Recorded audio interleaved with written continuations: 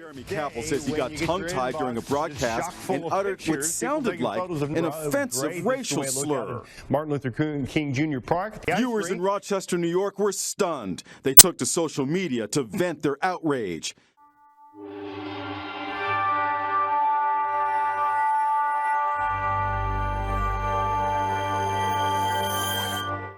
Jeremy Kappell is a longtime weatherman in the industry for 2 decades, an Emmy award-winning meteorologist, worked in several markets, most recently out of New York, when one on-air flub just crashed his world and his life. And joining me today is Jeremy. Thanks for being with me. You have switched your focus into independent media, doing some awesome things there, but it has been quite the journey. So tell me, break down how this all happened. Oh my gosh, well, that's a loaded question right there. It was January 6th of 2019, and I had been, as you mentioned, in the business for almost 2 decades at the time. I'd been hired by the NBC station out of Rochester, New York.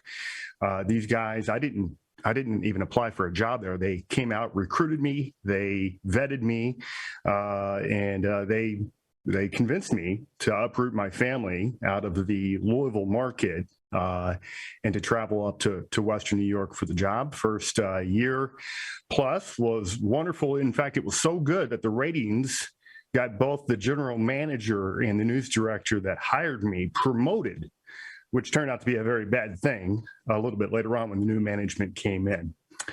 On the evening of Friday, January the 6th, I was going through one of my many shows that evening. I think we were doing 5 or 6 shows in the evening at the time. And in the middle of one of my broadcasts, when I was transitioning, you know, the weather guy, he's always talking off the cuff, ad lib. And a viewer at the last moment shared a picture from Dr. Martin Luther King Jr. Park. And if only I had pronounced it that way at the time. Unfortunately, I did stumble, and I didn't hear any sort of a racial slur. In my mind, I mispronounced. I immediately corrected to King Jr. Not knowing that there was an issue, I moved on. And of course, at some point over the weekend, I got word that there was an issue. I find it extremely ironic that this was such a big deal, a fireable offense, right? That not a single person called into the station that evening. Not a single email came in. There was nothing. And of course, the only reason something came of it is because someone DVR'd it, watched it the next day, caught the clip, decided to mischaracterize it, mislabel it, slander both myself and the station, and then post it to Facebook where it went viral. And so that's when the station got wind that something had happened the day before. But they didn't get wind until Sunday morning. So it happened Friday evening. Nobody knew about it. Nobody in the community complained. And then Sunday morning, I got a phone call from the acting news director at the time asking me if I wouldn't mind coming in for an emergency meeting. And I was like, what's this about? I had no clue. And then they bring me in. I listened to the video. And once somebody pointed it out, I could hear it. And I was like, okay, well, this is going to play itself out. There's no way anything's going to come of this. It's obviously I stumbled, and that's it. The general manager at the time, which was new to the station, old white guy. I don't know if that matters, but he was petrified. I was in his office, and he's like 70-something years old, and he's looking at me like I'm some sort of a criminal. And he's like, how could you have said that? I said, say what? I didn't say anything. I stumbled on my words. I immediately corrected and moved on. What's the problem? And he's like, that's of all the things to say, that's like one of the all-time worst slurs in world history, something to that effect. And I'm like, I didn't even know that was a slur. And you're going to, now he decided he was going to suspend me without pay upon a thorough investigation. And I told him, I was like, well, just make sure it's a thorough investigation, because I have no doubt my colleagues are going to speak up for me. I don't have anything racist in my past at all. every station that I've ever worked for almost 20 years. I want you to call them. I want you to talk to them. I want you to interview acquaintances, family, friends. Well, that was at 4:30 on a Sunday afternoon. By 7:30, he called me and decided that I was fired over it. So much for the thorough investigation. So his idea of a thorough investigation was 3 hours. 3 hours. And he called me at 7:28 p.m. on a Sunday. Turns out the mayor Lovely Warren, who's got more scandals associated with her than you can shake a stick at, she went on her Facebook page in her official capacity as mayor of the city of Rochester, demanding that the employee responsible for the slur be terminated. That came at 7:10. At 7:28, I was terminated. And the station swears in all the lawsuits that we just that was just coincidence, right? They said she had nothing to do with it. Mm-hmm. Nothing, just a coincidence. I'm like, right. I ended up doing a Facebook Live video with my wife the day after it occurred. This is after we pretty much fell to pieces on the couch, holding each other in tears and crying and like, what in the world is going on? We cried out to God. God gave me this immediate peace and said, you know what? This is so loony. Jeremy, you're going to walk away just fine. I just need you to hold it together and you take care of your family. That's what he told me. That's what he told my heart. And I was like, you know what? And I got together with the kids and they were crying and they were in tears and they were, Daddy, what's happening? And we're getting all this hate mail and all this just stuff is just going berserk. And I set those kids down and I said, you know what? It doesn't matter. This is just a job. It doesn't matter.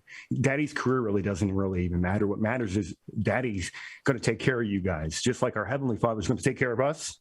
Daddy's going to figure out a way to take care of you guys and make sure you guys have a good life. So don't worry about this. I'm not going to go anywhere. Your mom's not going to go anywhere. We're going to hang out and we're going to figure this out together. We posted to Facebook. It went viral.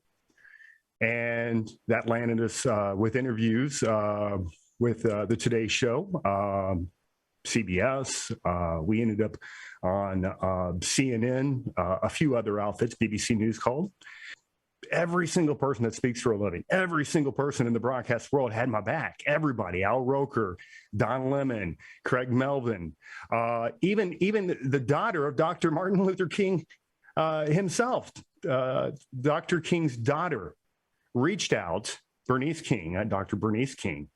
She put up a post and said, he should not be fired for that. And you're thinking about the MLK quotes and don't judge a man, by the color of his skin, but by the content of his character. Mm-hmm. And this woke mob that's supposedly moving forward with the legacy of MLK, they're going so far the other way. I feel like we're going backwards in time, Christy. It's absolutely ludicrous.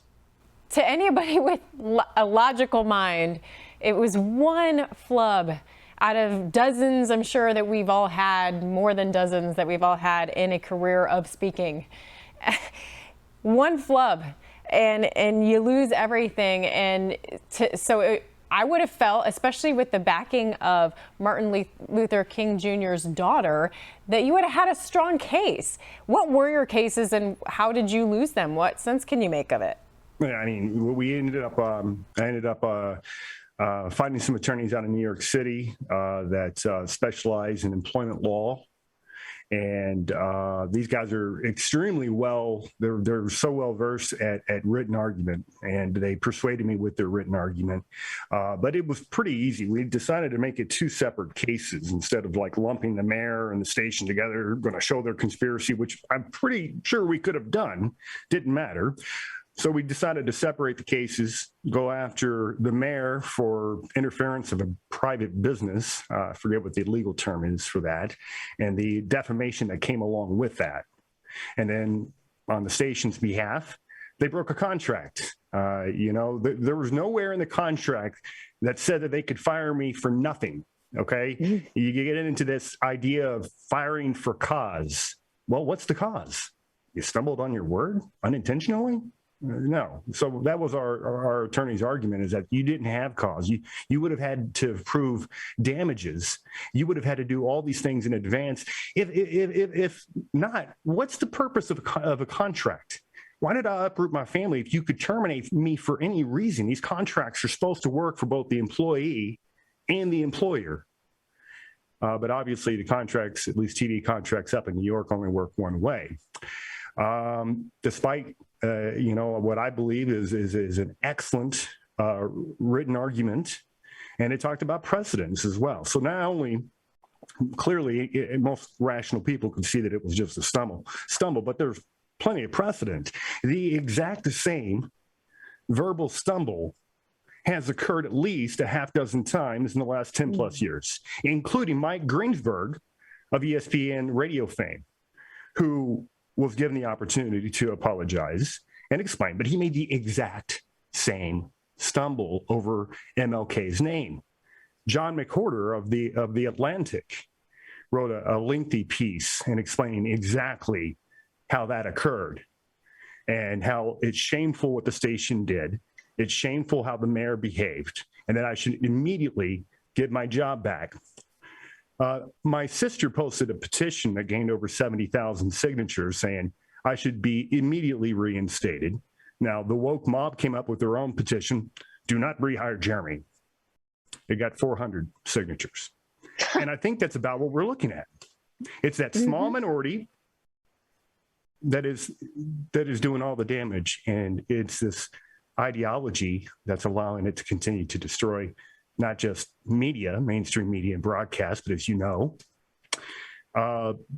It's funny that you say that about the small minority, because I like to explain, propaganda that has never been more clear, makes us think that we're the minority. But when it comes down to it, I think we need to embrace that those that are just thinking logically, that are trying to abide by the foundation of the country, that have integrity, we are the majority, but the minority is so loud and obnoxious.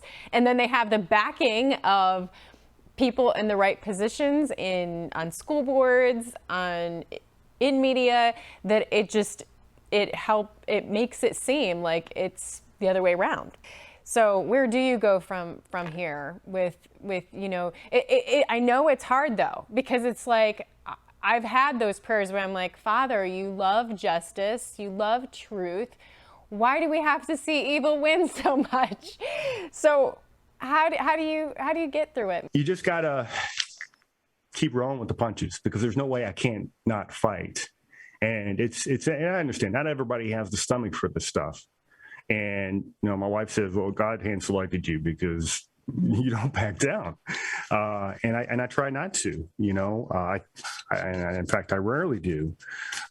Maybe that's part of the problem though. Maybe I need to give it to him. Maybe it's time to let God do the fighting. And I think there's a balance here. We have to find that as Christians. What is in our wheelhouse? What can we do? What should we do? And then what would God want us to do? But I fall back to Exodus 14:14, just happen to have it right in front of me. The Lord shall fight for you, and ye shall hold your peace. Well, we upon much prayer decided to do the lawsuits, okay? Because we didn't, they fired me in minutes. The lawsuit against the station we filed in April. So 3-4 months after it occurred. The lawsuit against the mayor, we didn't file until that following November. So that was 10 months after it occurred. But once we committed to the legal action, we wanted to make sure that we followed it all the way through to the end, 100%, and to get the story out as often and as frequently as we can, while pointing to our faith in Christ. But now that it's over, 2.5 years dismissed, that part of my fight's done. So I've got to give it to him and let him handle it from here. Do you have advice to others that are finding, there's so many of us, whether it be in this business and derailed, there's so many others that have been derailed because of the pandemic. Yep. So many of us before I started doing this, I had a blog called Diary of a Laid Off Journalist, because I was just connecting with others who had suddenly gotten laid off or their lives had changed because of coronavirus. This was rampant everywhere. So do you have any advice for others who are traveling a road less traveled? Well, there's a famous saying by Wayne Gretzky, and it's so true in life, but you don't go after the puck. Go after where the puck is going. Get to where the thing's going. Me getting out in 2019 will probably be a blessing someday. That's my hope. I keep the hope alive, but someday I believe it will be quite a blessing for those that are thrown off the horse because of coronavirus issues or whatever excuse they gave for letting you go. Just hang in there. That's not an industry you want to stay in. You want to get out of it. It's so wrong in so many ways.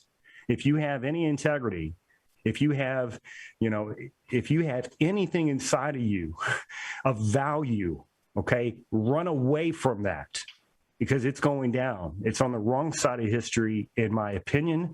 And I think it's just a matter of time before podcasters like yourself follow suit with what Joe Rogan has done or Dave Rubin has done or Charlie Kirk with Turning Point. That's where it's going. That's where the puck's going. That's where we need to be. All right.